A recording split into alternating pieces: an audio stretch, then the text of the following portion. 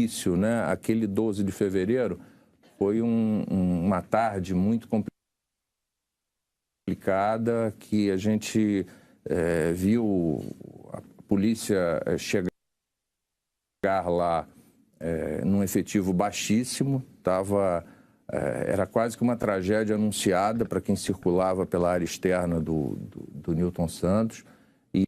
E o que ocorreu naquele dia não era para ter ocorrido, né? Havia a possibilidade de ter sido bloqueado e, infelizmente, as forças policiais garantiram a realização do jogo, a federação garantiu a realização do jogo, e aquilo foi um momento muito, muito traumático.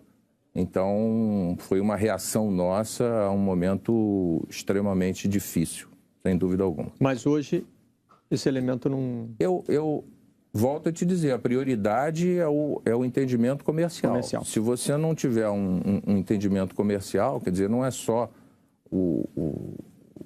a equipe do Flamengo que não joga no Newton Santos hoje, só o Botafogo joga lá. Quer dizer, o Fluminense tem preferido jogar no Maracanã ou eventualmente jogar no campo do América. O Vasco tem o seu próprio estádio.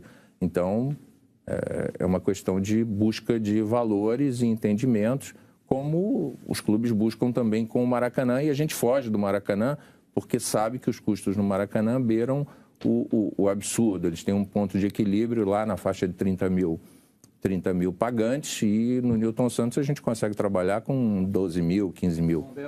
Falando nisso, foge ainda, eu vou passar a palavra para o Marquinhos, que quer fazer outra pergunta, mas como entrou aqui no contexto dos estádios, como é a situação do Maracanã, presidente Bandeira? O Flamengo é candidato a Boa pergunta. Concessionário, né? Vou tentar dar uma resposta melhor do que a do Renato ontem, né?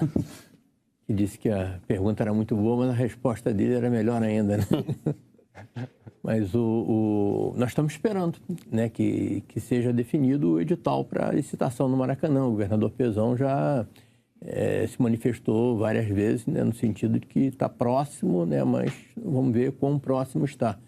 Independente de qualquer coisa, o Flamengo, por obrigação, tem que estudar a alternativa de estádio próprio. Estamos trabalhando já em cima de terrenos identificados e tal, para que a gente possa ter a alternativa do estádio próprio. Muitos rubro-negros defendem, né, que independente da situação no Maracanã, que a gente parta para um estádio próprio de grande porte. Mas vamos aguardar o edital para ver se vale a pena a gente entrar. Se o edital vier em condições que o Flamengo entenda que possa colaborar, nós vamos colaborar, até porque o Maracanã, né, é um ícone, né, é um templo do futebol mundial. E se o Flamengo vier assumir como concessionário o Maracanã, né, sozinho ou em parceria, eu garanto desde já que o Botafogo e os nossos co-irmãos poderão jogar lá sem problema nenhum, a um preço justo. Isso vale também para a Ilha do Urubu e vale também para o estádio próprio do Flamengo, seja onde for. Fala, Marquinhos. Então, o Guerra chegou falando que existe uma divisão muito clara no futebol carioca, né, de uns anos para cá, né? Flamengo e Fluminense de um lado, Botafogo e Vasco do outro. Muito mais até o Botafogo e Flamengo por causa do Ilharão, e Fluminense e Vasco por conta do Maracanã, quem vai ficar com o lado tal, o lado, né, da torcida. E no meio de tudo isso, no ano retrasado para o ano passado, criou-se a Liga. E aí Flamengo e Fluminense ficaram de um lado, Botafogo e Vasco querendo fortalecer o campeonato estadual, e eu queria saber até que ponto a criação da Liga influenciou no afastamento do Flamengo com o Botafogo querendo fortalecer o estadual e o Flamengo fortalecendo a Primeira Liga. Olha, da nossa parte, não causou nenhum desconforto novo. A gente sabia que, pela nossa visão, pela nossa análise do calendário anual, não cabia mais uma competição dentro da programação do Departamento de Futebol, a não ser que impusesse custos exageradamente altos, de você ter um elenco inchado para poder disputar tantas competições simultaneamente. E como nós trabalhamos com um orçamento extremamente apertado, uma competição que não tinha o retorno de receita adequado e não tinha... ia obrigar um aumento de despesas da nossa parte, ela não pôde ser, não pôde ser incluída na nossa atividade, na nossa programação, mas uma escolha independente de todos os clubes que quisessem aderir a ela. Da nossa parte, não causou nenhum desconforto. Queria saber dos presidentes uma questão bem sensível. Como tem que ser hoje o relacionamento de um clube com a sua torcida organizada? Hoje no Rio, a gente tem torcidas banidas nos 4 grandes clubes. No Fluminense, no Vasco, no Flamengo e no Botafogo, a gente tem torcida organizada banida do estádio do futebol. O comportamento dessas torcidas há muito tempo só piora. Como é que é a relação dos clubes hoje? O que pode ser? Qual é o papel que o clube pode exercer diante dessas entidades ou facções para que melhorem o seu comportamento, para que não proporcionem um nível de problema, um nível de perigo que eles proporcionam quando estão no estádio? É necessário uma escolta para levar essas torcidas para o estádio, isso não é por acaso. Então, como é que é a relação do clube? Eu sei que até sendo dirigente, deve ser muito complicado você dizer não a um grupo de pessoas que muitas vezes têm o intuito de promover a violência. Então, como é que é essa relação nos bastidores? Como é que se faz para que um dirigente possa proporcionar condições melhores para o seu torcedor e não só para o grupo de torcedores que muitas vezes vai para o estádio mal intencionado? Olha, Vicente, da nossa parte, eu acho que pouquíssimos dirigentes hoje apoiam torcidas organizadas. Eu acho que os clubes eles estão num determinado grau de transparência em que você não pode fazer pagamentos que você depois não tenha que prestar contas adequadamente ao seu conselho fiscal, enfim, aos poderes internos do clube. E o que se vê, e é muito importante esclarecer as pessoas disso, né? É que antes de toda grande partida, e nós vamos ter um clássico jogado no próximo domingo, estarão os staffs dos 2 clubes sentados com a federação, com o GEP, que é o Grupamento Especial de Policiamento em Estádios, com o GCRIM, com todos os players envolvidos na organização dessa partida. Não há aquela questão de, não houve diálogo prévio, então vai haver um conflito. Não, pelo contrário, nós procuramos realizar aquilo dentro do melhor padrão possível. O mandante reforça a sua segurança se ele perceber a necessidade disso, se houver esse consenso lá. E torcida organizada, ela entra pagando ingresso. Sim, mas eu digo muitas vezes, por exemplo, o clube facilita a compra de um determinado volume de ingressos. A meia entrada. Nenhum. Não estou dizendo que seja o caso do Botafogo, não estou falando especificamente, mas... Mas só para confirmar, o Flamengo é capaz de dizer o mesmo? Olha, que não entrega absolutamente nada, totalmente independente, né? Usando aí as palavras do Vicente, né? Pode ser complicado, mas é necessário.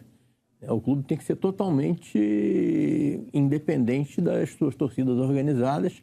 Eu, inclusive, sou um fã do movimento de torcidas organizadas, como surgiu lá no final da década de 60, né? Eu acho que é um espetáculo maravilhoso que as torcidas organizadas sempre proporcionaram aí dentro do Maracanã, né? E as do Flamengo são absolutamente campeãs nesse sentido. Mas o que a gente não pode admitir é que isso descambe para a violência, né? As torcidas organizadas, que eram um movimento espontâneo de torcedores que iam lá torcer, cantar, brincar, né? E até provocar de uma maneira saudável, né? Os rivais e tal, e depois saía todo mundo junto pela mesma rampa, inclusive, né? Não havia necessidade nenhuma de escolta, de policiamento exagerado, né? E infelizmente, isso desvirtuou. E isso só vai acabar quando nós começarmos a punir as pessoas físicas. Eu já cansei de falar isso, né? Bandido não tem CNPJ, bandido tem CPF. Então, se você identificar quem são os desordeiros, quem é que está promovendo, né, todas aquelas... Né, chamar de arruaça, acho que é até pouco, né? Aquilo ali é crime mesmo, né? De vez em quando morre um, né? De vez em quando policiais são agredidos. Esse ano tivemos 2 mortes no Rio de Janeiro, né? É verdade. Então, enquanto não se definir, né, quem é que são os culpados e eles forem exemplarmente punidos, a gente não vai chegar a uma solução boa para isso. E o ideal seria a gente poder voltar àquela situação das torcidas organizadas que começaram lá em 67, 68 e tal, e que proporcionavam um espetáculo maravilhoso e não tinha praticamente violência nenhuma. E aí também totalmente independentes dos clubes, pagavam seus ingressos. Né? Mas era um outro momento também, né, do país, né, presidente? Assim, não tinha tanta violência urbana como tem hoje também, né?